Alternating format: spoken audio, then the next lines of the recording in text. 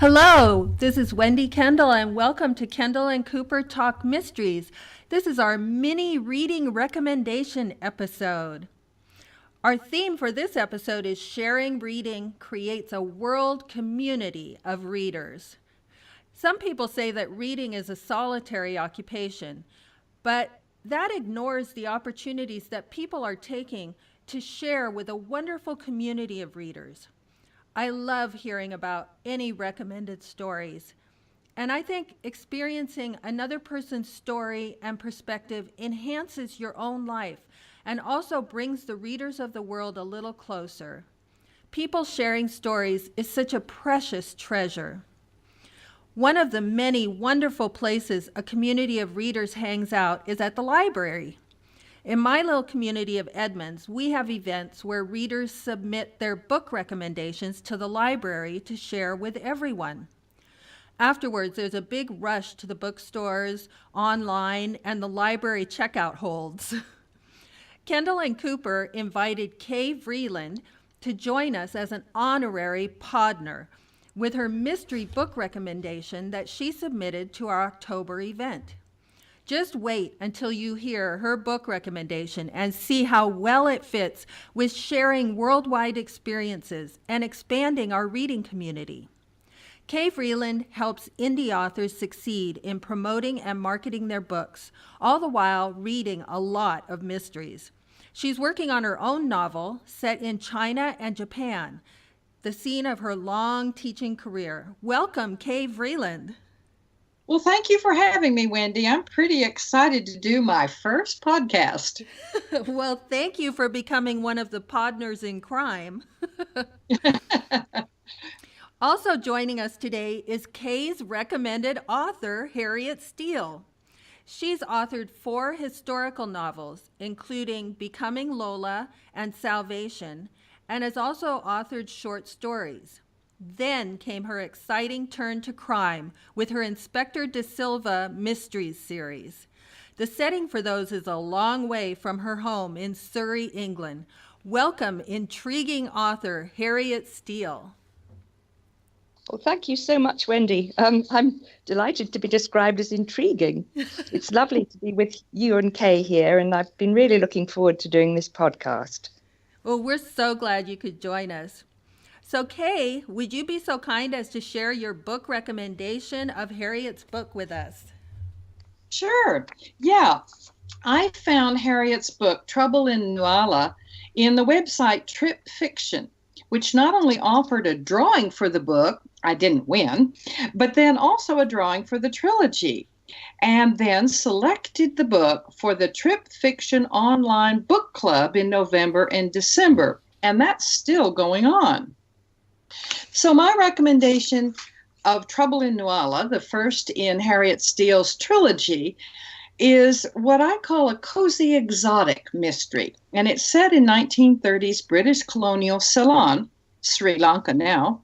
And the local Sinhalese police inspector, Shanti de Silva, happily married to an expat Englishwoman, Jane, investigates the local British tea factory owner, a very nasty piece of work, and finds a shabby plantation and ill-used workers.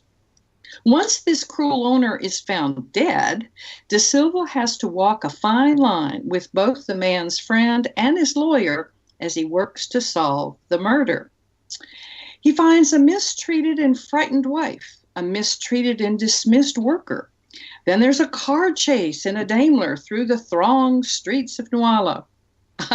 All these add to the puzzle amid long ago local color. For example, the train from the capital to Inspector de Silva's home in the Highlands needs to stop and wait for a herd of goats to cross the tracks. The climb through the jungle passes rubber trees, king coconuts, vines, creepers, and slithering wildlife. De Silva's passion is raising roses, and the gentleness of his gardening contrasts with the toughness of his hunt for the killer. Another amusing touch to this delightful look at long-ago life in Ceylon is a collection of De Silva's malapropisms, which his English wife gently corrects. For example, a warning shot across the ship is corrected to, across the bows, dear. With financial intrigue and worker issues to negotiate, and in spite of the interference of the assistant government agent aptly named Clutterbuck, De Silva slowly and calmly ties everything together, and we're left happily looking forward to the next 2 books in the series. Thank you so much for the recommendation, Kay. It's really very exciting, and for your excellent summary. I think you really catch the spirit of the book when you describe it as a cozy exotic mystery. When I wrote it, I was hoping to convey the exotic atmosphere of Ceylon, or Sri Lanka as it's now known. And I also very glad to hear that you happily looked forward to the next 2 books, because I was really hoping that readers would close the book with a smile on their face. Well, I sure finished it with a smile on my face. Now, would you give our listeners a taste of Trouble in Nuala with a reading from the book? Certainly, it's a pleasure. I've chosen the opening scene because it sets the scene, and Inspector de Silva is returning from the capital city of Colombo, where he's been giving evidence in a major criminal trial. It's a case that he was dealing with when he still worked in Colombo. The trip has brought back memories of the tougher times in his career, and he's happy to be returning to the tranquility of Nuala. But of course, this is a murder mystery, so the tranquility isn't going to last for very long. Inspector Shanti de Silva exhaled a deep sigh of relief as the train left the sweltering lowlands of Colombo and commenced the long climb to Kandy.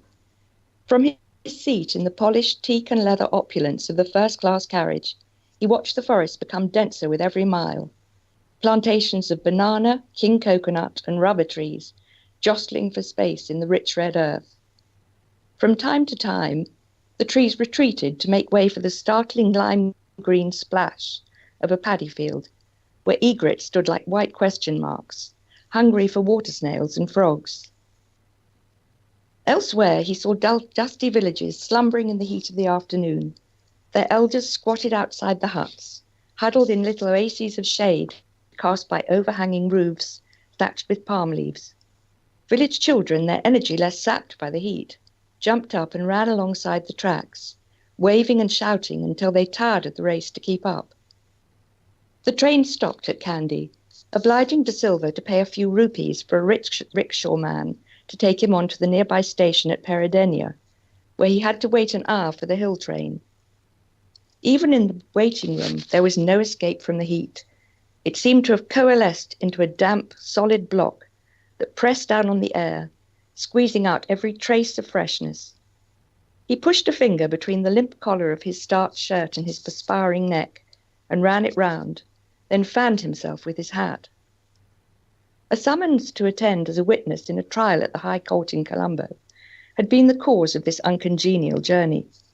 He consoled himself with the thought that his evidence had made a considerable contribution to the conviction of a gang of thieves who would no longer be at liberty to ply their nefarious trade in the city's bazaars and public places.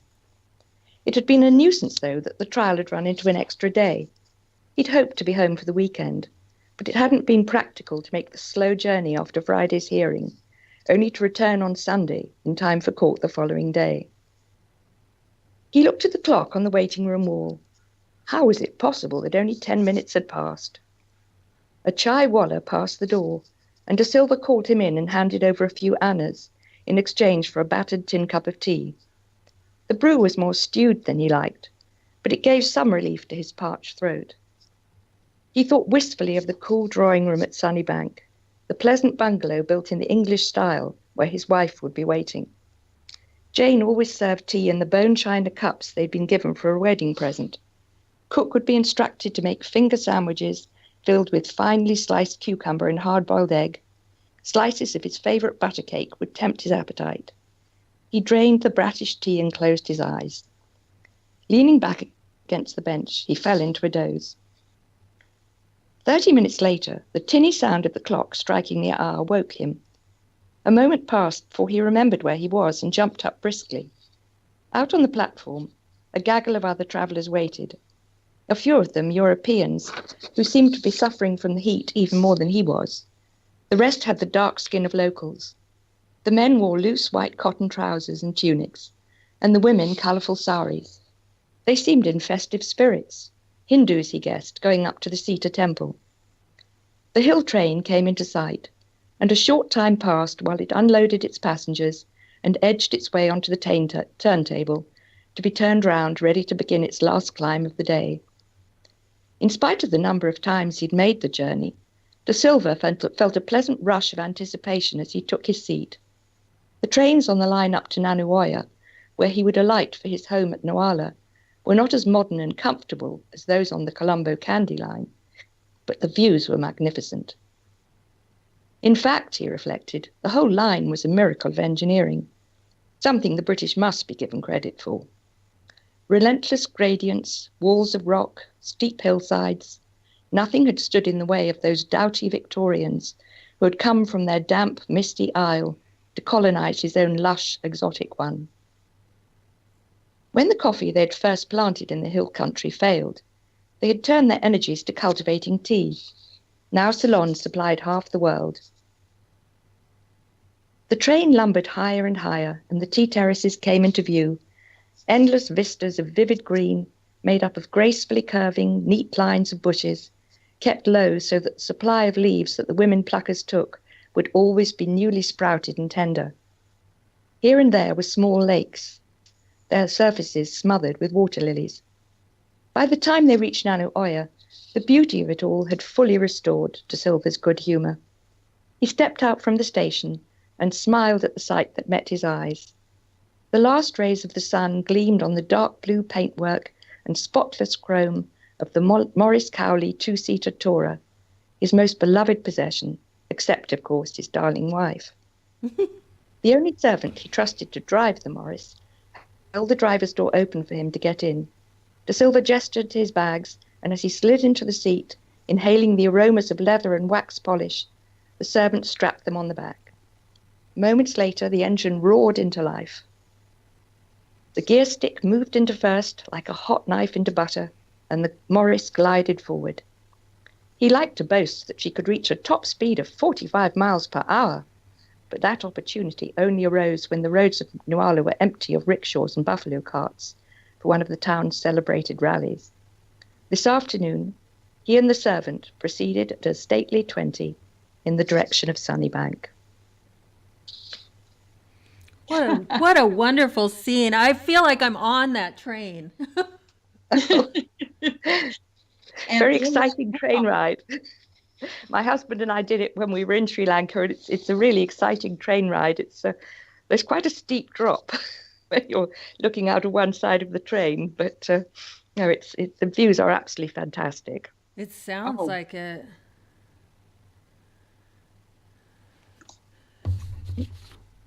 Well, that certainly whets our listeners' appetites for the book. Yes. And I've got a couple of questions for you, Harriet. You are the Trip Fiction Online Book Club read for November and December. How did you get involved with Trip Fiction, that lovely website that highlights books from enticing places?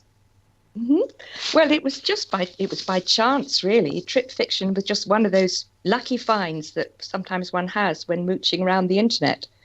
My Inspector de Silva series was inspired by a holiday to Sri Lanka, and the plan for that holiday was already in my thoughts. So I was trying to find a few novels set there, and Trip Fiction just turned out to be the perfect place to find those, because, as you know, they specialize in books which are related to particular places. And I've used the site a great deal as a reader since I found it. I got to know Tina and Andrew, who run the site, when I participated in their book club, which began, I think it was probably at the beginning of this year. And it occurred to me as we read a few books that Trouble in Nuala would probably fit their brief, because they're looking for books with a strong sense of place. And I was very pleased when they agreed and decided to choose it for the November read. Well, yeah, I think it's great. It was my first online book club experience, and it was just so much fun to see how they read it and how people were responding. And it was delightful that your book was the final one of the year. Now, in your in this trilogy, you create the era and the colonial setting and the history of Ceylon in very clever ways. For example, Jane wants to get the new Agatha Christie novel from the library before Mrs. Clutterbuck does. Or we see colonial British influence upgrading a town over a typical Ceylon town. We find Chinese triads have long roots. And I learned that the Sinhalese are the original to Ceylon and the Tamils are the incomers. What drew you to this period, 1930s colonial life in Ceylon? Well, the 1930s obviously had many problems in the field of politics and economics, but as far as the world of detective fiction was concerned, it was certainly a golden age in the UK, and I think there were a lot of very important writers over in your country as well. Obviously, the queen of the English writers was Agatha Christie, and there was also Dorothy Sayers, Marjorie Allingham, and many others who wrote in the genre, and it became extremely popular. I think if a writer wanted to sell well, they just wrote a detective story, really. Even somebody like A.A. Milne, who famously wrote Winnie the Pooh, tried his hand at one and did quite a good job of it. And I really liked the idea of writing something that was set in those times because they were just such an important time in the development of detective fiction. But I wanted to update things a little for modern readers. Perhaps, with a stronger sense of location, I think, and a little bit more interior life for my detective, because often in the 1930s versions of detective novels, the most important thing was the puzzle. Ah, yes. And here you're talking about the place as well as giving us the background in the time frame. So in terms of place, you're awfully well traveled.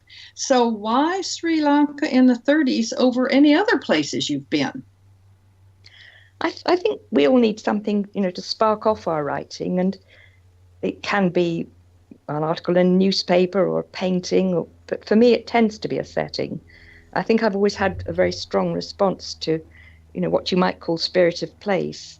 And I was really so bowled over by the beauty of Sri Lanka and also fascinated by it because as a former British colony, there's still a great deal of British influence there. So there was a really interesting contrast between the familiar and the alien.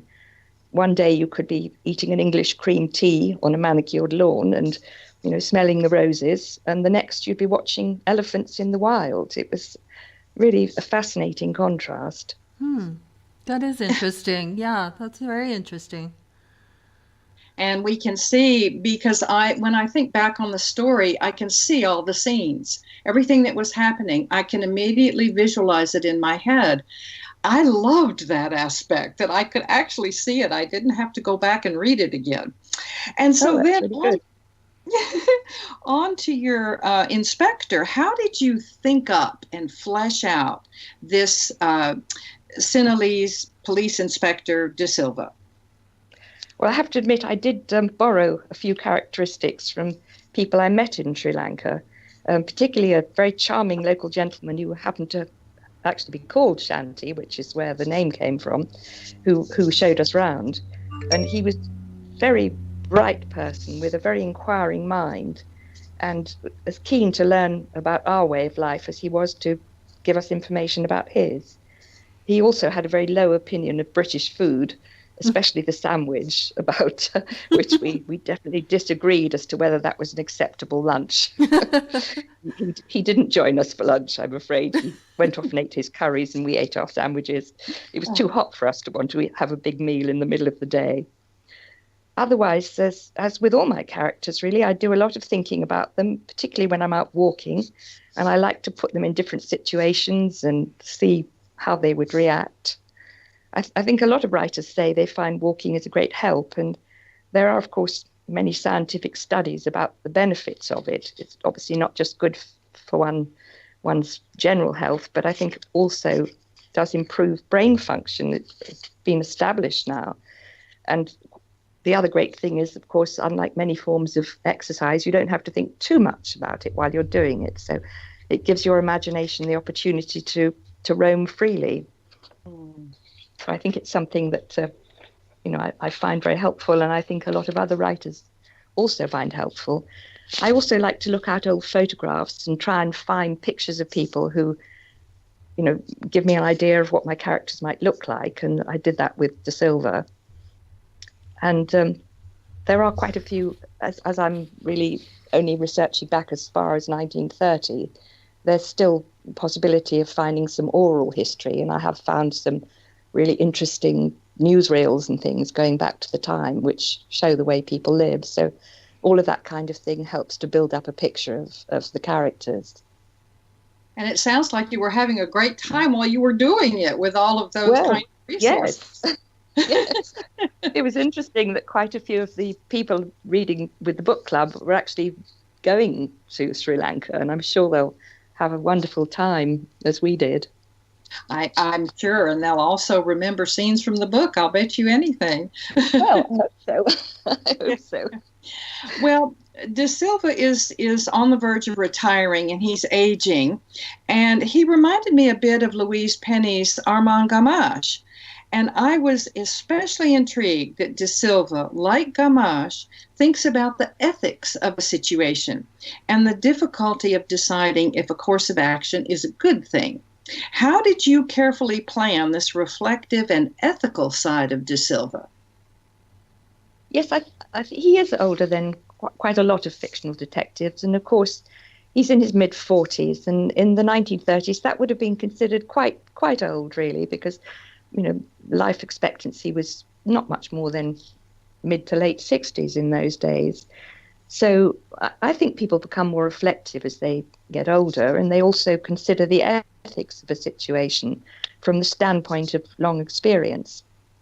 I never really imagined De Silva as an all-action hero, although he does have to face physical danger sometimes, and that happens increasingly in the next two books in the series.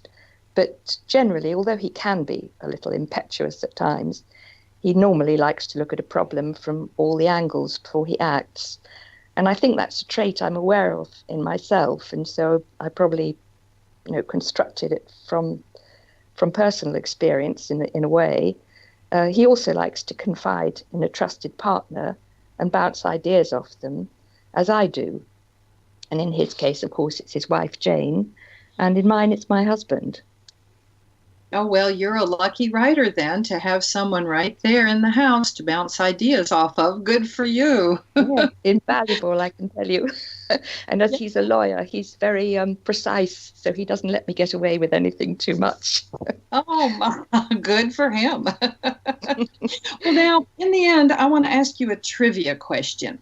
Why the food, the kind of Sri Lankan Indian food, why dal, D-A-H-L, rather than dal, D-A-L? Well, simple answer, really. With an H is the spelling given in my Oxford English Dictionary, but would you spell it D-A-L? Is that the American spelling? Yeah, it's the common spelling, I know, and I know the D-A-H-L, so sometimes I feel I'm being pretentious if I use it. That's interesting. I mean, it is a problem spelling foreign words, and it can be tricky, particularly when you're trying to use them in past times. For example, veranda, which is a word that comes up quite frequently in the novel because characters quite often sit on their verandas and discuss things or eat their tea. That can be spelt with or without a final H. And I chose to put in the H because when I researched the question a little bit, I found out that was the version used in British English up until the 1950s. So I decided I would go with the version which was appropriate for the time I was writing about. But of course, there may be readers out there who are more used to seeing veranda spelt with no H at the end.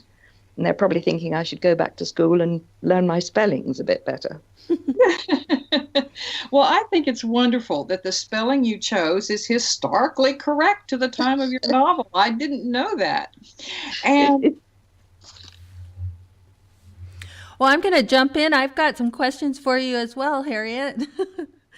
I wanted to ask you, what is your advice for contemporary cozy writers who are working on their first book? I don't want to mention any names, but maybe me and others. I'm sure there's not very much I could teach you. I think probably I would say, make a detailed plan, even if you do later depart from it, if you decide it's not working very well. But I think particularly with the detective novel, it's very important because otherwise you just run the risk of losing the plot completely. The mysteries of the golden age from which today's cozies are descended had very specific rules, but I don't think modern readers mind too much if you don't stick to them precisely. But I still subscribe to the view that you ought to play fair with your readers. So you need to make sure your clues have been dropped in, reasonably early on.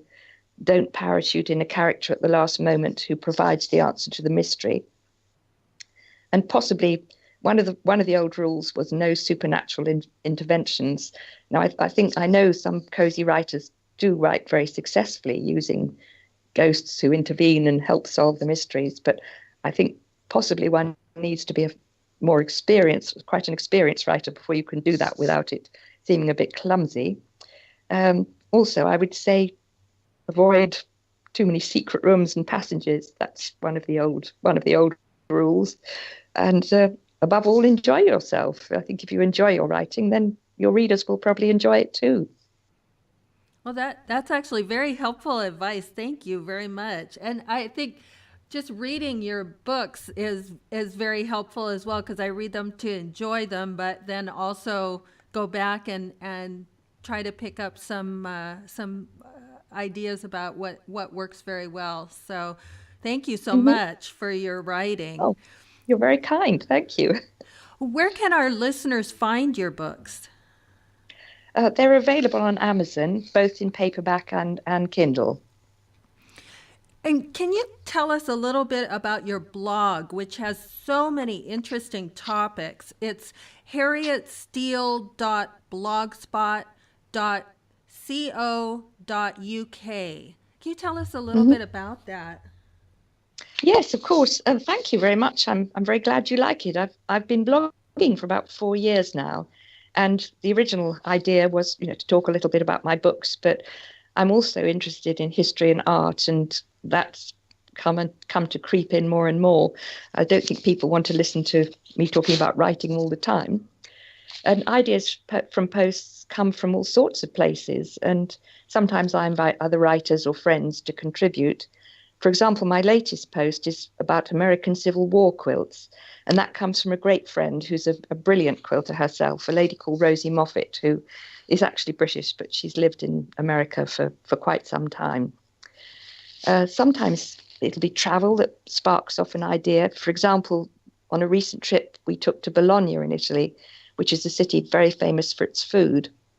They have the most wonderful grocery stores, which are absolute pictures. The windows are just full of salamis and other cured meats and mountains of cheeses, and they're absolutely irresistible. And later on, I saw a picture of a butcher's shop by the 17th century artist Carracci, and I was looking into the social commentary behind it, and that was so interesting that I ended up combining the idea of the wonderful food of Bologna and the commentary in Carracci's painting into a blog post. So all sorts of places, really, just something interests me and I explore it. And what a great idea. Especially a great idea combining that the current with the historical. I just love that. Mm-hmm. And I think that your blog also has links to all your books too. I've seen that. So another place. Oh yes, it does. Yes, it does. Another place that listeners can get a hold of your books. Can you give us any preview on the next mystery adventure you'll be taking your readers on?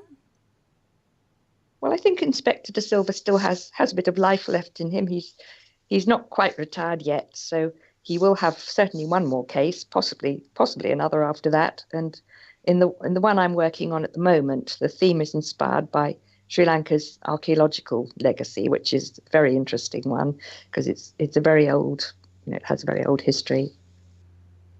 Well, that's something to look forward to have some more of De Silva. Yeah.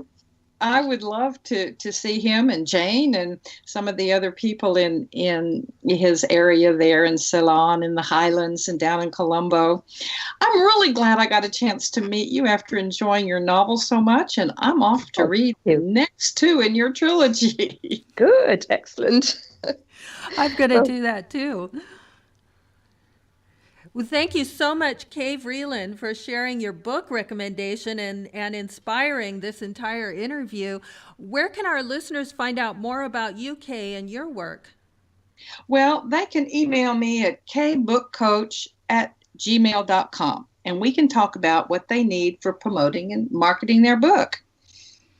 And thank you, Harriet Steel, for joining us. Where can our listeners keep up with your latest news? Well, Facebook is quite a good place to keep a lookout, as well as my blog. My Facebook page is Harriet Steel Author, and I usually put any updates on new things which are happening in my work. Wonderful. Well, thank you both, and thank you to all our listeners of Kendall and Cooper Talk Mysteries. We hope you enjoyed this mini episode as well as our other episodes. Keep reading and keep writing and keep sharing.